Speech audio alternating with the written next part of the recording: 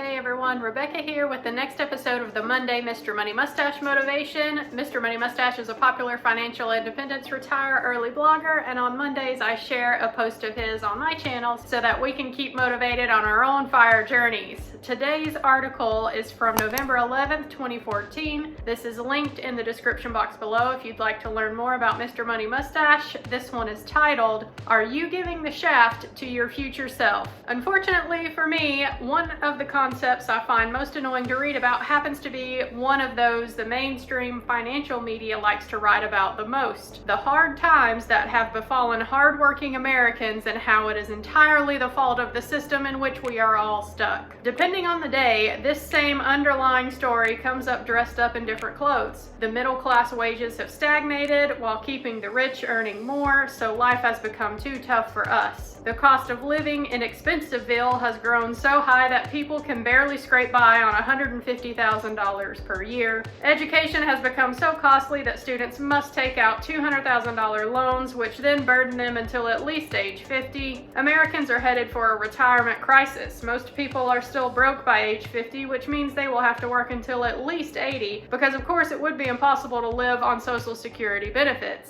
The 1991 recession and subsequent economic upheaval hit Martha hard. After 30 years of rising wages as an executive at a typewriter company, she found herself without a job and competing with other CEOs for jobs at the local Kmart. Bill and Jenny worked diligently at their jobs as well as caring for their two kids, but when the 2008 credit crisis hit, they lost one income, even while the value of their Las Vegas house was cut in half, leaving them with a mortgage that was $100,000 underwater. Foreclosure was inevitable. The dangerous thing about all these stories is that they sound so plausible.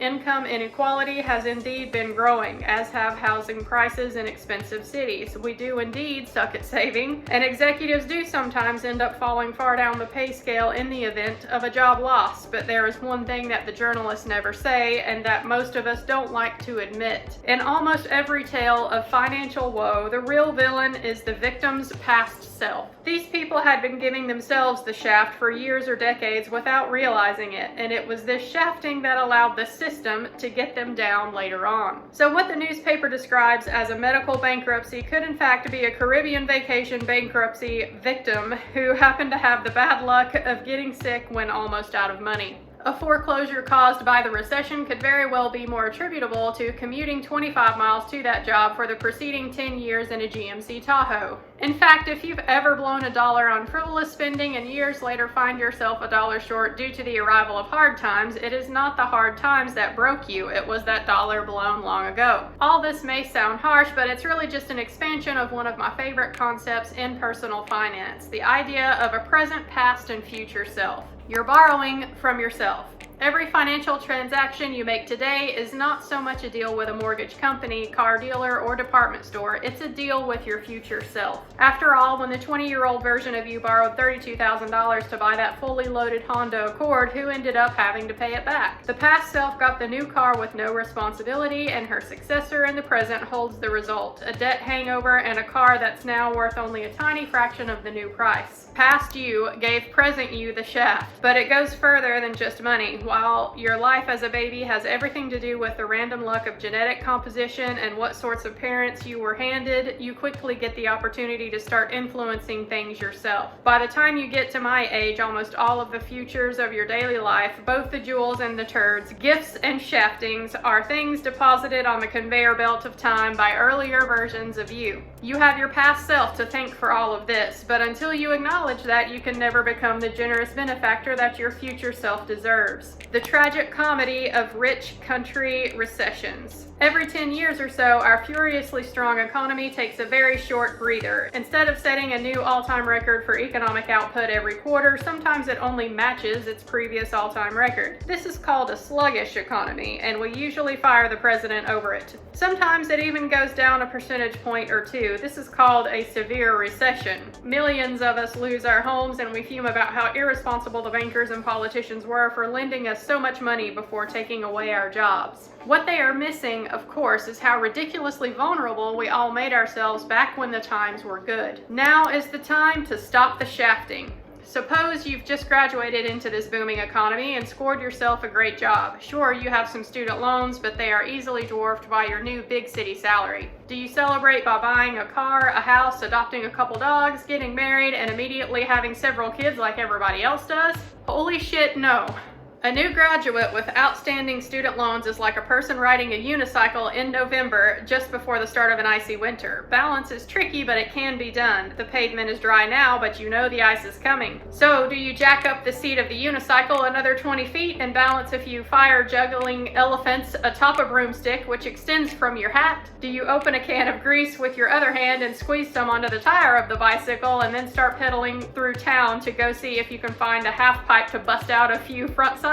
Again, holy shit, no, would be wise advice to your future self. You slow down the unicycle, set your feet on the ground, and adopt a stable stance. Then you gently set down and free the elephants, find yourself some winter boots, a coat, gloves, hat, food, and shelter. With continued preparation and ingenuity, you can be out making snow angels and watching the winter moons, instead of having your frozen and crushed body blackening in the shadow of the elephant corpses, being nibbled away by raccoons until the eventual maggot infestation when the spring thaw comes. The strange part to me is that while most people would consider this lesson in unicycle strategy to be self-evident, when it comes to money, they are right there at the elephant shop adding the broomsticks and grease to their shopping cart. So let's get this gruesome metaphor aside and consider a more reasonable financial strategy, something that will prove to be a gift to your future self rather than crushing lifelong hindrance. Getting started. When you move out of mom and dad's house, your first job is to set your eye on the prize. You want a fulfilling, happy life with plenty of challenge and reward, but hopefully a minimum amount of tiresome bullshit. As it turns out, the amount of tiresome bullshit you must endure is inversely proportional to the amount of control you can gain over your own life. And control is something you build through a combination of skills, a wise yet optimistic attitude, time, and of course money. Thus, everything you do should be done with an eye on building those four factors. Buying a car brings you no skills, wisdom, free time, or money. Nothing except a hole in your wallet. So you do it with an eye on efficiency and minimizing cost. Spend no more than 4 months of your net monthly savings with an upper limit of $12,000 until you are at least a millionaire. Then make that machine last at least 10 more years. Choosing a place to live is not about kitchen countertop surfaces or closet arrangements. It's about putting you in the center of where you want your life to be. You can always decorate and optimize, but you cannot teleport. So location is everything, even if it means downsizing or renting instead of buying. Living in the right place gives you back time, energy, and friends. Your job is a convenient source of income, but it is not your lifeline or your identity. Never be afraid to shop around for a new one. Switch careers entirely or dabble in your own businesses, which may very well grow to be more lucrative than your main job. Kids and or large animals are not just things you pop out or pick up because, hey, they are snuggly. These are enormous and fantastically expensive commitments because they dictate where you will live, drive, and how much time and energy you'll have left to work for money. It is a wonderful luxury that we can afford these things if we prepare for them in advance, but make sure you're on very firm ground before jumping in. Good old-fashioned hard work is almost always a gift to your future self because it builds skills and earns you money, and the satisfaction you get from the subsequent lifetime of looking back on all that hard work is even better than the money and skills. Maximizing your luxury and convenience right now may feel like a reward to your present self, but the belly full of expensive food will be converted to a turd on the conveyor belt by the time your future self retrieves the results. You leave your future self poorer, fatter, and with fewer skills. You may create a pleasant memory or two, but memories of hedonism are less satisfying than those of hard work. This last rule applies to all categories of life, from purses to pickup trucks, iPhones to international travel. You can safely buy them if you have more money than you need, but you can also safely forego them without losing an atom of happiness or life satisfaction. Of course, we will all enjoy breaking this rule and indulging occasionally, but in general, the rule is to put down the golf clubs and pick up the tool belt a little more often.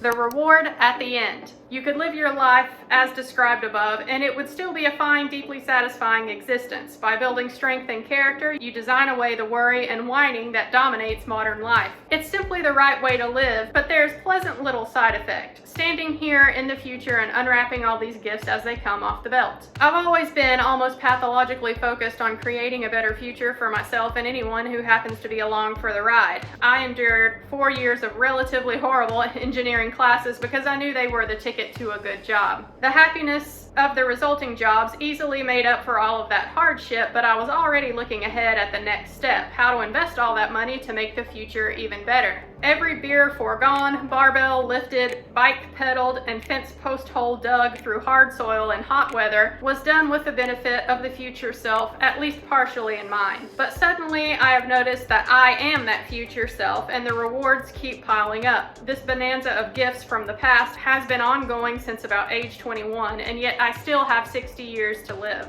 It still blows my mind each Monday that I never have to go to work. I can thank the 25-year-old version of me for that. Here at age 40, I can still sprint through the park with my boy or enjoy a long day hoisting roof rafters and balancing on ladders. I owe this good health to the generosity of my past self as well. Even my pleasantly warm bare feet, which sit comfortably on an oak floor heated to a toasty 80 degrees by a DIY radiant heat system as I look out the window at a snowstorm, are owed to the October version of me, who crawled around for hours in the dirt of the crawl space to thread and connect all of those hundreds of feet of PEX pipe. Thanks, dude.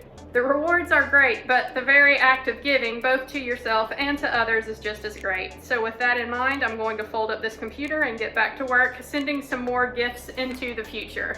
All right, guys, let me know what you thought of this one. To be completely honest, I think that for some, this Mr. Money Mustache article can be a little bit triggering. Mr. Money Mustache does have this reputation by some that he is overly pull yourself up by the bootstraps kind of person and doesn't recognize all the privilege that he has had throughout his life. And honestly, I can see that argument from both sides. Yeah, I get that he is a little bit like that, but I think people who want to focus on that are missing the core message that he is trying to convey. And that message is, even if you do have a lot of disadvantages in your life, if things are harder for you than the next person, it doesn't mean that improving your financial situation is impossible. Yes, the system is broken, but all of us average people are in it, and we have all been dealt different hands. All of us have to do the best with those hands that we've been dealt as we can. I myself try to maintain a positive mindset about it all, because to just throw my hands up and say, well, the system is broken, I had some disadvantages and it's just too hard for me, things are out of my control.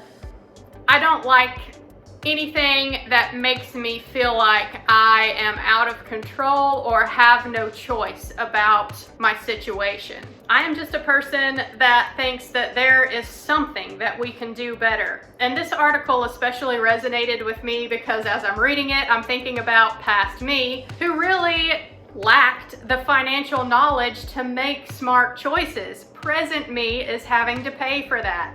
But I don't blame anyone else other than myself for taking on the student loans that I didn't necessarily need, for refinancing them and accepting a terribly high interest rate on them, and paying that terribly high interest rate for years before I refinanced again with earnest, not paying any extra on those student loans because I didn't have to. I could make the minimum payments and still buy my new car I wanted, buying a new car, not once but twice. All of these things are things that I have done, and I recognize that it's choices that I have made.